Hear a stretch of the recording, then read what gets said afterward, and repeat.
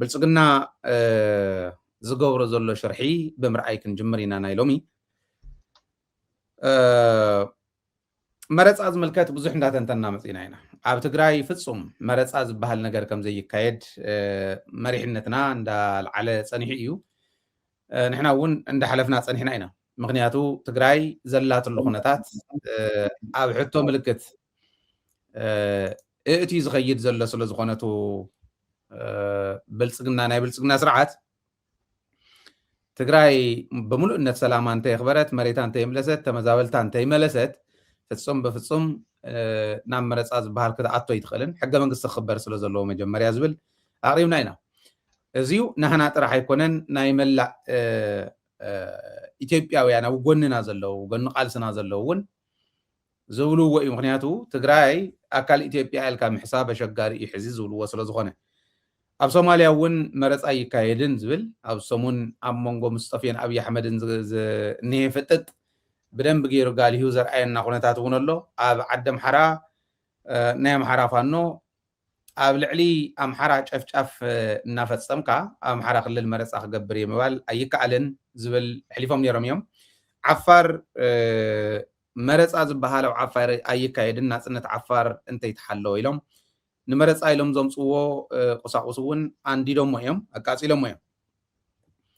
መረፃ ክገብር ኣለኒ ዓለም ክሽውደለኒ ዝብል ዘሎ ኣብይ ኣሕመድ ግን ሕዚ ኣብ ጭንቀት ስለ ዝኣተወ ዝፍፅሞም ዘሎ ፍፃመታት ተወሰኑ ከቕምጥ ደሊ ማለት ሓደ ናይ ሓሶት መረፃ ንምክያድ ርብርብ ዋላ ዝገብሩ እንተሃለዉ ፋይዳ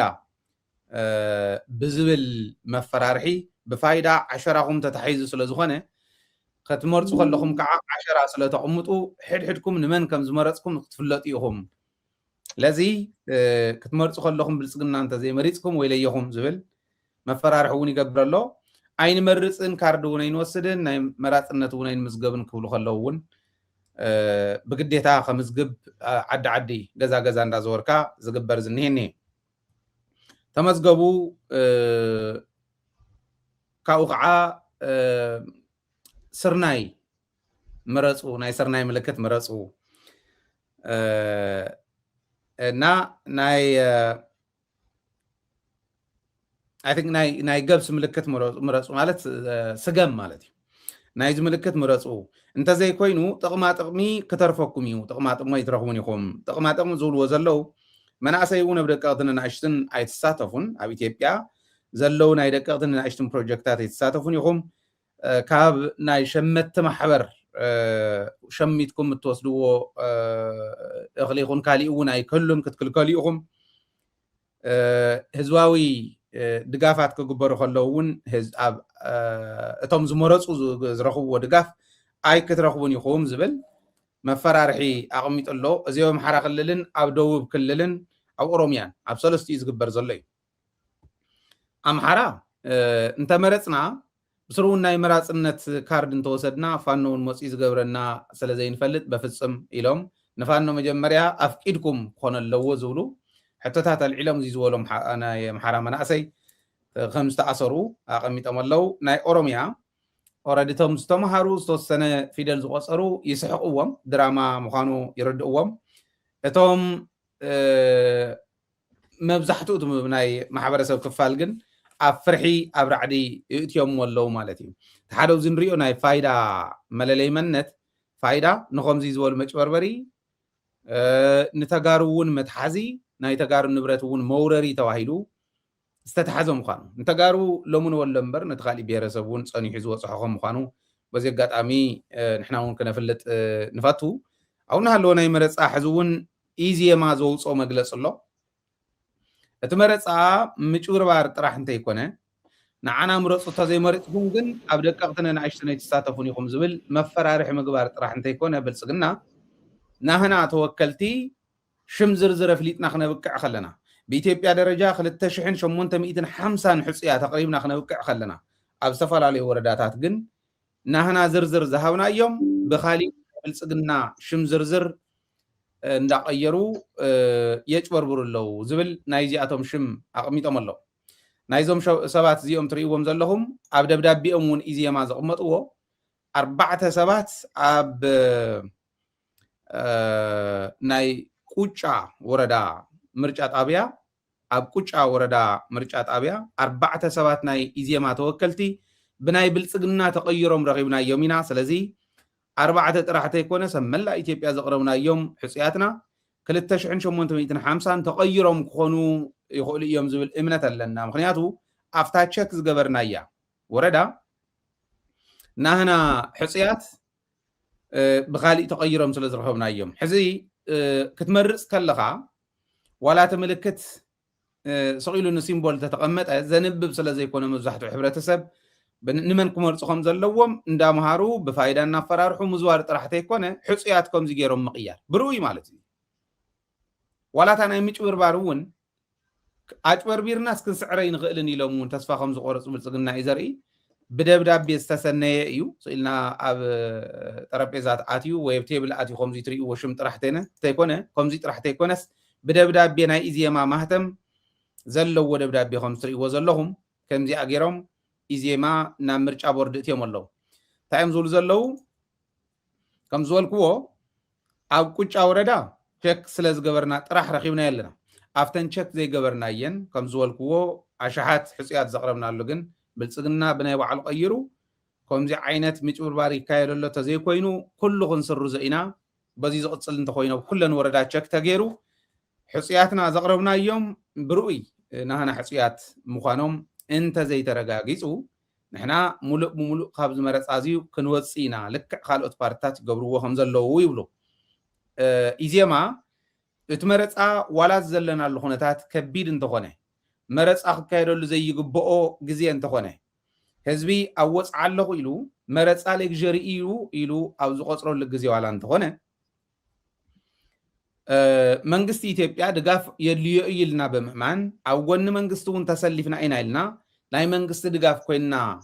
ክንርከብ ኣብ ዝበልናሉ እውን ከምዚ ምጭብርባር እንተተገይሩ ኣብ ካሊእ ዲሞክራሲያዊ መረፃ ይገበር ኢልና ብንኸደሉ ፀገም ኣብ ዘይብሉ ጎረባብትና ኣብ ውሽጥና ፀገም ኣብ ዘይብሉ ክንወዳደር ከለናማ እንታይ ክኾን ነይሩ ማለት እዩ ብልጽግና ዲሞክራሲ ከስፍን ዲሞክራሲያዊ ስርዓት እውን ብደንቢ ንሕና ከም ንቕበሎ ይቕበል ኢልና ዋላ እንተኣመና ብተግባር ግን ዘየለ ምዃኑ ኣረጋጊፅና ኣለና ኢሎም እቶም ናይ ብልጽግና መንጨብጨብቲ ኮይኖም እንፈልጦም ፓርቲታት እውን ንብልጽግና ብኸምዚዩ ኣብ ዝወቕስሉ እዋን ኣለና ማለት እዩ ናይ ብሓቂ መረፃ ክካይድ ድሞ የካይዱን ንቅድሚት ንሪኦ እዩ ዝኸውን ምክንያቱ ሶማልያ የላን ኦሮምያ ፍርቂ የላን እስካዕ ሕዚ ሶፋር ማለት መንግስቲ ዝብል ዘሎ ተቐቢልዎ ኣሎ ግን ናይ ኣስፋልቲ ናይ ጸሊም ኣስፋልቲ ናይ ጸሊም መንገዲ መንግስቲ ዝበሃል እዩ ኣምሓራ ሙሉእ ብሙሉእ ፋኖ ከልኪሉ ኣሎ ዓፋር ሙሉእ ብሙሉእ እጉግመን ናይ ዓፋር ዲሞክራሲያዊ ፓርቲን ከልኪሎም ኣለዉ ኣበዮም መረፃ ከካይዱ ይንፈልጥን ትግራይ እያ ኦልሬዲ ዲፋክቶ ስቴት እያ ኣበዮም ከካይድዎ ዝበሃል ኣይፍለጥን ግን ከምዚ ዓይነት ምጭብርባራት እውን ይግበር ኣሎ ዝብል እዩ ዘሎ ኣብዚ to the point ዝኾነ ትንተና እንዳገበርና ምንታን ሕፅርን ምጥንን ዝበለ ኸውን ምንታን ተነጥብ እዚአን እየን ኣብዚአን ሓሳባትካ ከተቕምጥ ንኻልኦትኩም እውን ከም ትኽእሉ ግዜ ንገብሮ ሊንክ ነቕምጠልኩም ኢና ኣቲኹም ሓሳባትኩም ክትገልጹ ከም እትኽእሉ ናተሓሳሰብኩ እየ ናባኻ ክመፅእ ሚኪ ክትቀፅል ትኽእል ኢኻ ቴንክ ዩ ሃይለ የቕኒየለይ ኣበዮም ሰላማት ኩልኩም ከምቲ ልምደይ ኣበዮም ምርጫ ካካይዱ ፍልጥ እኮ እያ አዲስ አበባ እንታ ስርክል ከምዚያ ዘላፍታ ጎን ጎን አዲስ አበባ የምናልባት ተወሰነት ቦታ በባህር ዳር የምናልባት እውን ተወሰነት ንእሽተይ ቦታ ዝሓዝዋ ጎንደር ከተማ ካብኡ ወፃኢ ግን ኣብ ድሬዳዋ እውን ኣብታ ከተማ ንእሽተይ ተልዮም ሰራዊት ኣብ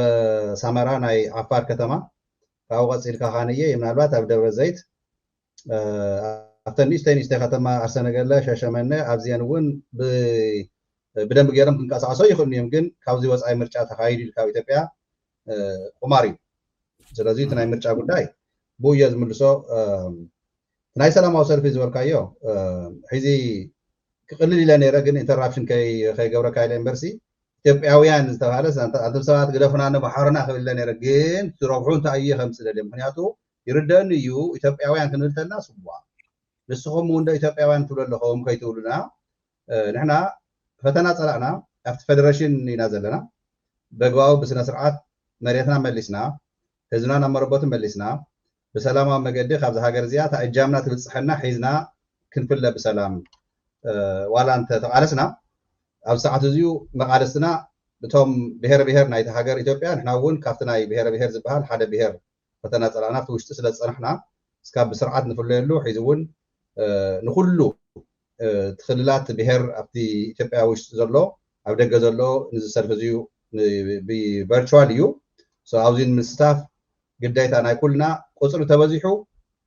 روح هذا ويو زينا هنرد نزلنا قصري بزحاتو ممسا نتي سرعات زي خبر منجستي نو انت عينت سقات كون فوترولو تبهر بهر كمصيخا كلنا نفلطنا 2013 سنه تግራይ ኩናት كل حتلو حوحات نمنت ايا فتوت زي بزحتلنا تواهيلو زرب نبر حيز ግን نحنا كلنا استواصኦ نقبر معناتنا مرحነት كل ጊዜ كومبلين قربنا طراي ዘይኮነስ نحنا كم ተጋሩ استواصانا اجامنا نግበር ናይ ገዛ ዕዮና እናሰራሕና ሰውሓነ ቦኸመን ሃንወፅእ ካብ ሃገር እዚኣ ንስውን እናሰራሕና ኣብዝኾም ዓይነት ሰልፊ ንምስታፍ ግን ናይ ኩሉ ብሄር ትግራይ እውን ሓዊስካ ክኸውን ኣሎ በዚኣ ክሓልፋ ካብኡ ናብቲ ናይ ፋይዳ ዝበልካዮ ዋ እሞ ኣነስ እታ ፋይዳ ብካሊእ መተርጉሞማ ነይሮም ክውና እንተሎ ኣነ እውን ተቐቢለያ እንደ መፅአ እንዳጋጣሚ ኣብ ዝቐረባ ግዜ ብኤርትራ ኣትዩ ወፅኡ እናበሉ ዝቕልሉለይ ዝነበሩ سحنكايا مالتي يا سحنكايا لا مالتي ناتي 10 ون وسيدهم يوم يا توكل يوم هو سلازي انا دحان مو نتسقم كمرص يا دحان حركم خوينو تسقم اتليست تግራይ ተኮይኑ تسقم نتهزبنا نتقملو ናይ ደርግهم ጫነሪ ሰምዕ ነይረ ወይ አንበሳ ወይ ገለገለ ከተመርጥ ነካ ኢሎም ናውና ንመለሰልና ማለትና ናይ ወለዶ እንታይ መረፃ ነይሩ ወልካ ኢኻ ደርጊ እዚኣቶም እንታይ እኒ መስለካ ሕዚ እቲ ናይ ዓሸራ ጉዳይ ነቱ ዓሸራ ዘይፈልጥ ሰብ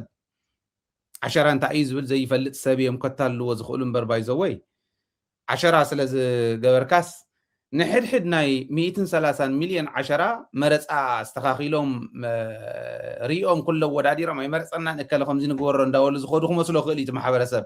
ኦረዲ ዝፈልጦ ኣፍታ ጎጡ ዘለዎ ሕብረተሰብ ጥራሕ ስለ ዝፈልጥ ከምኡ ክመስሎ ክእል እዩ ነዚኣ ሒዞም እዮም ከፈራርሑ ዝምኩር ዘለው ኔጋቲቭ ፕሮሞሽን ከይኸውን ንዓኣቶም ኣውንታዊ ንዓና ኔጋቲቭ ፕሮሞሽን ከይኸውን ትስገም ምምራፅ እንደም ከይትመርፁ እዩ ስገም ዝብላዕ ይትኽክል እዩ ስገም ምግቢ እዩ ህይወት ዘድሕን እዩ ብልፅግና ግን ኣፍተን ህይወት ዘድሕና እናተሸጎጠ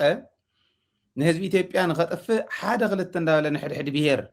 ብሄረሰብ ክበልዕ ካብቲ ሓደ ናብቲ ሓደ እንዳሰንደረ ኣሽሓት ዝሞቱ ለኣ ኢትዮጵያ ኢና ተረኪብና ዝኔና ካብ ዘመነ ኢህወደግ ናብ ዘመነ ብልፅግና ዝመፃናሉ ትስገም ዘውቁለ ዝነበረ ኢህወደግ ዝብለፀሉ ዘሎ ብልፅግና እዩ ሕዚ ስገም ምምራፅ እንታይ ኮነስ መረፃ ዝበሃለ ኢትዮጵያ ይኸውነን ኢሉ ይኸር ዘለዎ ማሕበረሰብ ኢትዮጵያ ዝብል እምነት እዩ ዘለና ኣነ ተወከል በቃ ኣይ ታቀል ባይ ዘ ወይ ታንኪ ዩ ሃይለ ሓወይ ብውረት ምክንያቱስ ታስገም ብቀልዲ እንዲየምፅያ ግን እዚ ሰሪየስ ስለ ዝኾነ ሓደ ግዜ እታ ትግርኛ እውን ብደንቢ ሓደ ኮረክሽን ሃብካ ስለ ትመፅእ ዘለካ እዚኣ ፅብቕቲ ኮረክሽን እያ ብፅብቕቲ መልእኽቲ እያ ትስገም ክብለኩም ዘለኹ ኣነ ከም ቀልዲ የቕሪቦ እዩ ግን ከጥፎና እዮም ዝሰርሑ ዘለዉ ዞም ፀናት እዚኣቶም እቲ ምርጫ ናይ ኣምሓራ ክልል ያው ሓሊፉ ነይሩ እዮም ደደቢት እውን ግን ለማዓንቲ ስኢለ ብኦፊስ ኮይነስ እናሰማዕኩ ነይረ ብእዝነይና በቃ ንሕናሲ ኣብ ዝኾነ ይኹን ናብ ትግራይ ኣቴ ናብ ትግራይ ከምኡ ክንገብረ ይንደልን ምክንያቱ ኮንፍሊክት ኦፍ ኢንትረስት ከይኾነና እምበር ኣብ ዝኾነ ቦታ ኣብ ኢትዮጵያ ትሳተፉ ኣብ ምርጫ ናይ ብልፅግና ለብዘበን እንታይ እዮም ኢሎም በቃ ንሕና ፀላኢና እዩ ከጥፈና ክቀትለና እዩ ተወጊሱ ዘሎ ስለዚሁ ንኡ ምምራፅ ማለት ኣብ ምርጫ ምስታፍ ማለት ንትናትና ዓላማ ንትናትና ቃልሲ ንምብኻን ስለ ዝኾነ ንሕና ክንገጥመልኩም ኢና ኢሉ ክርር ዝበለ ቃላት እዩ ነይሩ ቃል ብቃል ክዛረቦ ይደልን ምክንያቱስ ኣብዚ ቴሌቭዥን እውን ዘይምጥን ስለ ዝኾነ እምበር ከምዚ ክግበር ይኽእል እዩ ከምዚ ክግበር ይኽእል እዩ እስካብ ናይ ሂወት ሰብ ትስእንሉስ ክኸውን እዩ ምክንያቱ ንሕና ንቃለስ ዘለና ብልፅግና ኣብ ናይ ብልፅግና ዕላማ ኣብ ናይ ብልፅግና ምርጫ ዝሳተፍ ዝኾነ ኢትዮጵያዊ ካብ ትግራይ ወፃ ዘሎ ንሕና በብዝረኸብናዮ ቦታስ ስጉምቲ ክንወስድ ኢና እዩ ኣብ ትግራይ ግን መንግስቲ ትግራይ ህዝቢ ትግራይ እዚ ተዝሓስበሉ ውናወሊኡ ክዛረቡ ሰሚዑ እዮም ንሕና ግን ምስ ትግራይ ዘለና ዝምድና ሒዚ ትናይ ጽምዶም ኤርትራ ምስ ሱዳን ምስ ትግራይ ተገብረ ንሱ ከይባላሸወና ጽምዶና ከነክብር ኣብ ትግራይ ኣቲናን ከምዚ ክንገብር ኢና ከምዚ ክንና ኣይንብልና ግን ኣብ ካሊ ቦታ ግን ኣብ ዝረኸብናዮ ዝኣተናዮ ኣብዚ ዝሳተፍ ንሕና ተቐባልነት ጥራይ ዘይኮነስ እስካብ ሂወት ዝስእነሉ ሰብ ከም ዝኾነ መጠንቀቕቲ ዓይነት ይሰምዕ ነይረ ገሪሙኒ እና ከምዚ ዝብሉ ነበሩ ካነ ኣባላት ናይ ፋኖ ሰራዊት እዮም ኣብ ዝነጥፈሎ ኣብ ሶሻል ሚድያ እናሰማዕዎም ነይረ ብዚኣ ክሓልፋ ነዚኣና ኣብዚኡ ኣብ ትግራይ ከም ዝወርካዮ ደፋክቶ ስለ ዝኾንና ኣብ ፌደሬሽን እውን ስለ ዘየለና ኣብ ትግራይ ዝካየድ ምርጫ የለን ምክንያቱ ምርጫ ቦርድ ናብ ግዜያዊ ምሕዳር ትግራይ ታደሰ ወረደ ተላኢኹ መልሲ ኣይሃበን ምክንያቱስ መልሲ ይወሃበን እዚዩ ህዝቢ ልዕሊ 1 ሚልዮን ተመዛዊል እናበልናስ ዛዕባ ህዝቢ ትግራይ ዘይግደሱ መሬትና ብስነ ስርዓት ዘይምልሱ ኣብ ትግራይ ዘካየድዎ ምርጫ የለን ስለዚዩ ትግራዋይ ንሕና ከም ትግራይ ክብል ከለኹምስ ኣብ ትግራይ ዝካየድ ምርጫ ከም ዘየለ ብዙይ ከረጋግፅ ታዳይ ኢዜማ ናብ ብልፅግና ተቐይሮም ፀኒሖምና ኢሎም ዝበልካያ እዚ ዳ እሞ እንታይ ኣብ ትግራይ ስታድየም ዝገብሩ ዘለዉ የኽብል ምክንያቱስ ንኣይ እዚ ስፕራይዝ ክኸውን ይኽእል እዩ ምክንያቱ ብልፅግና ኣብ ዝኾነ ቦታ ሒዚ ብቅርሺ ዝገዝእ ዘሎ ነቲ ቀንዲ ክጠቕመኒ እዩ ክዋፈረለ እዩ ዝኣመነሉ ኣካል በቃ ሃይለስ ንኣብነትስ ደደቢት ንዓንዶ በቃ ምሳና ተይሉምኳስ ዋላ 100 ሚልዮን 200 ሚልዮን ብር ክንበካ ብሉካ ክእል እዮም ዝደለኻዮ ትካላት ኣዲስ ኣበባ ክንገብረልካ ዝደለኻዮ ሃፍተ ገነት ፅባሕ ንጎ ግን ንሳኣክብ ኣቢሎም እታ ዝደልይዋ ምስ ገበሩ ንኩሉ ትዝቕበል ናብኦም ዝፅጋዕ ፅባሕ ንጎ ከም ዝቐትልዎ ፅባሕ ንጎ ከም ዘጥፍዎ ከዓን ከምዚ እንዳጋጣሚ ከስታውሰኩም ይኽእል ይደሊ ሃይድ ሓወልቲ ምርጫ ግን ኣብ ትግራይ ብምንም ተኣምር ላዕላውነትና ዘይተኸብረ ዘይተመለሰ 1.2 ሚልዮን ህዝቢ ትግራይ ዘይተመለሰ ናብ ዓዱ ትግራይ ምርጫ ተካይዳ ማለት ዘበት እዩ ትክክል እዩ ታናይ ፋኖ መግለፂ ወፅያ ከም ዝበልካዮ ደደቢት እውን ሓሊፉ እዩ ኣስረስ ባዕሉ ወሃብ ቃል ናይቶም ፋኖ ዘንበቦ እዩ እቲ መግለፂ ሰኢሉ ቀሊል መግለፂ ኣይነበረን ንብልፅግና እውን ሓለውቲ ወንበር ኣብዪ ኣሕመድ ኣቕሚጦም ጀነራላት ስለ ዝሓዙ መረፃ ክነካይድ ኢና ኢሎም ዝሓስቡ እንተኮይኖም ተጋጊዮም ኣለዉ እንተነኣሰ ኣምሓራ ክልል ኣየካይዱን እዩ ነቶም ናይ ኣምሓራ ፓርቲታት እውን ኣምሓራይ እየ ትብል እንተኾንካ ስለ ህዝቢ ኣምሓራ ትቁርቆር እንተኾንካ ትሕለቕ እንተኾንካ ኣብ ዝሓዚ እዋን ናይ ህልውና ሕቶ ሒዙ ህዝቢ ኣምሓራ እናተቃለሰብ ዘለሉ ኣብ ኣምሓራ ክልል መረፃ ማለት ሌክዠሪ ኣብ ዝኾነሉ ሕዚ ናይ ሌክዠሪ ሕቶ ይኮናን ናይ ህልውና ሕቶ ኢና ንቃለስ ዘለና ኣብ እንብለሉ እንተመፂኹም ብዘይ ምንም ወዓል ሕደር ስጉምቲ ከም እንወስድ ናይ ሂወት ዋጋ ከኽፍል ከም ዝኽእል ስጉምቲ ክንወስድ ኢና እዮም ኢሎም ገሊፆም እዮም ፅባሕ ንጎ ነበረና ጥፋኣና ከይትብሉ ነጊርናኩም ኣለና ዝብል መምርሒ እዮም ኣውሪዶም እንተተረኺቦም ብልፅግና ወይ ብልፅግና ዝለኣኾም ካልኦት ፓርቲታት ዋላ ኣብተን ናይ ኣስፋልት መንግስቲ ዝመርሐን ዘሎ ከተማታት እንተተረኺቦም ጋዶ ከም ዝመፅእ ምንም ጥርጥር የብሉን ጉንበት እኮ እዩ ሕዚ ኤፕሪል ንኣቱ ኣለና ማይ እዩ ማይ 24 እዩ ዝካየድ መረፃ ለዚ ወርሒኣ ተሪፋታ ኣብዚ ቅድሚ ወርሒ እዮም ዝዛረቡ ዘለው ምድላው እውን ኣይተገበረን ትውድድር ኣበየ ኣሎ ትሬን እርክዕኻ ሆት እሹ ብዘመነ ኢህወደግ ሕድሕድ በዓል ልደት ይኹን በዓል ካልኦት ዝነበሩሉ ሓዊ ዝጨኑ ፖለቲከኛ ዝነበረሉ ዋላ ማለት ዝነዓቀ ይነበረን እንተ ናይ ቅንጅት ወይ ደፍላጭ ወዲ ደፍላጭ ከም በዓል ቶም ሓደ እዮም ቶም ንፈልጦም ስለ ዝነበርዎም ባንዳታት ካብ ትግራይ ውድእት እዮም ሓደ እዮም ስለ ዝነበሩ ቶም ንፈልጦም ኣብዚውን ነቕርቦም እምበር በዓል ሃይለ ሻውል ቀለልቲ ሰባት ኣይነበሩን በዓል ልደቱ ቀለልቲ ፖለቲከኛታት ኣይኮኑን በዓል ብርሃኑ ነጋ እውን ቀለልቲ ፖለቲከኛታት ኣይኮኑን እዚኦም ኣብ ዝነበሩሉ ዝግበር ዝነበረ ክትዕ ንፈልጦ ኢና ሕጂ የለን ከምኡ የለን ጥዑይ እንተኮንካ ወይ ህዝቢ እውን ከምኡ ኢሉ ዝሓስበካ እንተኮይኑ ታሕቲ ኢኻ ትድቆስ ለዚ እዚኦም ዝበሃለሉ እዩ ዘሎ ካልኣይ ከዓ ትዕንቱ ኢልና ዘፋለጥናዮ እውን ባዕሉ መረፃ ክገብር የኢሉ ህዝቢ እናጨፍጨፈ ንጭፍጨፍኡ ሌጂትማይዝ ንምግባር መረፃ ክትገብሮ ይትኽእሉን ዝብል እውን ተቃውሞ ዘለዎ እዩ ብደንብ ክንሳተፍ ኢና ላይቭ ክንሕልፎ ኢና ንሕና እውን ካብቶም ላይቭ ክሕልፉ ዝተባሃሉ ሚድያታት ውሽጢ ኢና ለዚኣቶም ምርኣይ ወሳኒ እዩ ዝብል እምነት ዘለኒ ኣብ ትግራይ ግን ከም ዝበልካዮ ዝካየድ የለን ዝብል ካብ ህዝቢ ካብ ፖለቲከኛታት መግለፂ ደረጃ እውን ወፂ ባይዘ ፖለቲካ ፓርቲታት ናይ ትግራይተን መግለፂ ዘውፃ ናይ ብሓቂ ክድነቃ ዝግበአን ኣብ ወርቃዊ ታሪክና ዝፀሓፋ ዝቕመጣ ውድባት እየን ባይቶና ውፂ እዩ ማለት ትክክለኛ ባይቶና ማለት ፌክ ባይቶና ናይ ባዕልኩም ክብሮ እምበር ኣይኮነን ቶም ባይቶና ዝበሃሉ ትክክለኛ ትግራዊት ባይቶና ውፅያ እያ መጀመርያ ህልውናና ነረጋግፅ ኢላ እያ ካልኦት እውን ኣውፅኦም እዮም ኣክሱማይ ዋዕላ ውፅእ እዩ ሳልሳይ ወያነ ኣውፅኦም እዮም ሕወሓትንካ ደይሊ ዳርጋ ክበሃል ይከኣል እዩ ትትንትነላ እሞ እዚ እቲ ናይ ትግራይ እውን እቲ ምጭብርባር ግን ከም ዝመፅእ ምንም ጥርጥር የብሉ ኣብዪ ኣሕመድ ዝመርፅ ኣብቲ 4 ኪሎ ዘለዉ እውን ርግፀኛ እየ ኣይክመርፅዎን ምምራፅ እንተዝኾነ እየ ክብለካ ኢለ ብትክክል እንተዝኸውን እሞ